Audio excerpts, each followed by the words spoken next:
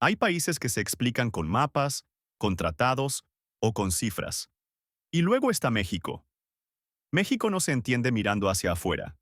Se entiende escuchando lo que sucede por dentro, en la memoria colectiva, en las heridas heredadas, en ese tono emocional que es un personaje, un protagonista con cicatrices profundas, con una identidad partida, con una mezcla contradictoria entre orgullo y duda.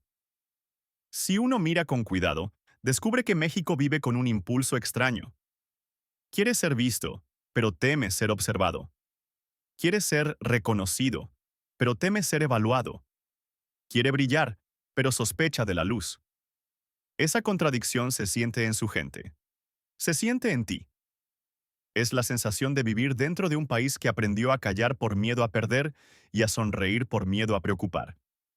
Y aquí aparece la paradoja central, la dureza que salvó a México.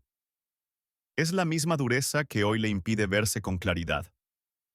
La resiliencia que lo protegió es la misma que lo mantiene exhausto. La risa que lo alivió es la misma que esconde el dolor que nunca se resolvió. México es como un adulto que creció en un hogar difícil. Se volvió fuerte antes de tiempo, pero nunca tuvo espacio para preguntarse quién era realmente. Aprendió a sobrevivir, no a reconocerse. Y cuando por fin se coloca frente al mundo, carga algo invisible en la espalda. Una identidad herida que no sabe si mostrar o esconder.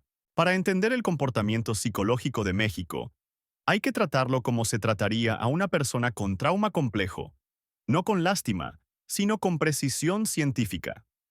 La historia emocional del país no es lineal. Es un conjunto de fracturas que se fueron acumulando y moldearon la manera en la que México se percibe a sí mismo. Los psicólogos llaman a este fenómeno trauma intergeneracional. El dolor que una generación no puede procesar se convierte en el silencio de la siguiente. En México, ese trauma no proviene de un solo evento, sino de siglos de invasiones, imposiciones, desigualdades y narrativas externas definiendo quién debe ser México. Se creó una memoria emocional colectiva basada en sobrevivir al poder ajeno. Con el tiempo, eso generó lo que en psicología cultural se llama autoimagen fracturada. México se mira a sí mismo a través de dos espejos: el espejo del orgullo, rico en cultura, identidad, creatividad, y el espejo de la herida, marcado por el sentimiento de que siempre falta algo para ser suficiente frente al mundo. Ese doble espejo no es una metáfora, es un mecanismo psicológico documentado en sociedades postcoloniales. La consecuencia más visible de esa fractura es la hipervigilancia colectiva. No la paranoia, sino la habilidad constante de leer el ambiente emocional, de anticipar el peligro, de desconfiar del poder y de reírse cuando algo duele. México aprendió a protegerse sin mostrar la protección, a pelear sin hacer ruido, a vivir en un estado de alerta suave. Eso explica por qué el humor mexicano es tan oscuro, por qué el orgullo es tan explosivo, por qué la humildad es tan exagerada. Son máscaras funcionales. Son mecanismos de supervivencia finamente desarrollados. Y cuando un país entierra sus emociones durante tanto tiempo, esas emociones no desaparecen. Se transforman en su personalidad. Lo que más pesa de México no son sus problemas externos. Es el costo interno de sostener una identidad construida sobre heridas sin nombre. El costo emocional de un país que aprendió a resistir sin preguntar cuánto le estaba costando resistir. Ese costo se manifiesta en una profunda dificultad para sentirse suficiente. México culturalmente es inmenso, diverso, vibrante, pero emocionalmente vive como alguien que siempre está justificándose, pidiendo permiso para existir a plena luz. Un país que produce genios, artistas, pensadores, trabajadores incansables, y aún así convive con la duda silenciosa de si realmente es valorado o solo tolerado. Es un sufrimiento que nunca se convirtió en queja, porque la queja fue etiquetada como debilidad. México, como figura psicológica, experimenta algo muy parecido al síndrome del sobreviviente. Esa sensación de que no debería quejarse porque otros han sufrido más, o porque así es la vida. y al negar su propio dolor, lo volvió parte de su identidad.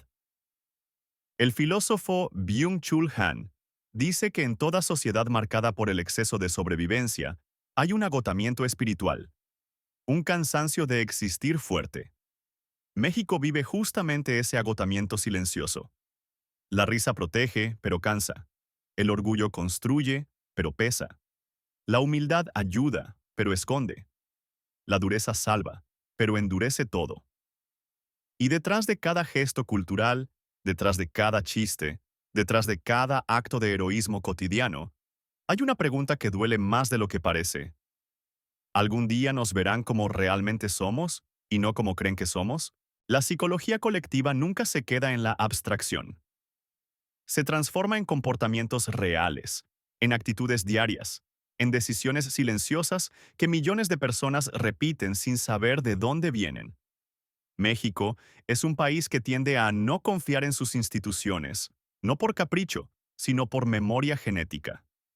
Es un país que trabaja horas excesivas porque la idea de descanso se siente peligrosa. Es un país que se ríe cuando tiene miedo. Es un país que prefiere decir todo bien, incluso cuando la realidad dice lo contrario. En el escenario internacional, esa misma herida se vuelve una relación ambivalente con el mundo. México quiere mostrarse, pero no quiere exponerse. Quiere competir, pero duda de su posición. Quiere respeto, pero teme pedirlo. Es como un adulto brillante que fue criticado de niño y ahora no sabe si levantar la mano o quedarse callado. En la vida cotidiana, esto se traduce en una especie de modestia agresiva. Se minimiza el logro. Se exagera la humildad. Se compite sin admitirlo. Se sufre sin reclamarlo. Y al final, lo que aparece no es falta de valor, sino la marca de una identidad emocional que aprendió a sobrevivir desde la sombra. México, psicológicamente, está en un punto curioso. Ya no está oprimido, pero aún actúa como si lo estuviera. Ya no está en peligro, pero aún responde como si lo estuviera. Es la inercia del trauma. Es la memoria del cuerpo colectivo que todavía no ha actualizado su percepción del presente. México está en un momento histórico fascinante. Está empezando a verse a sí mismo con una honestidad que antes no era posible. Está cuestionando su herencia emocional. Está desenterrando lo que cayó. Está reescribiendo su propia narrativa desde un lugar de comprensión, no de victimismo. No es un proceso de autoayuda, es un proceso de autoconciencia cultural. Y eso, a nivel psicológico, siempre es el primer paso de cualquier transformación profunda. La identidad herida no desaparece de un día para otro, pero puede resignificarse. México ya no necesita demostrar su valor al mundo. Necesita reconocerlo sin pedir permiso. Ya no necesita esconder su sensibilidad detrás del humor. Puede convertir esa sensibilidad en visión. Ya no necesita cargar su historia como peso. Puede convertirla en perspectiva. Lo que está emergiendo no es un México nuevo, sino un México más consciente. Un país que ya no se define por lo que sufrió, sino por lo que entendió de ese sufrimiento. Un país que está empezando a verse con sus propios ojos, y no con los ojos que otros le impusieron. Si llegaste hasta aquí, es porque algo de esta historia también vive en ti. Y tal vez, sin darte cuenta, tú también formas parte del renacimiento de esa identidad. Una identidad que no quiere ser perfecta, solo quiere ser vista.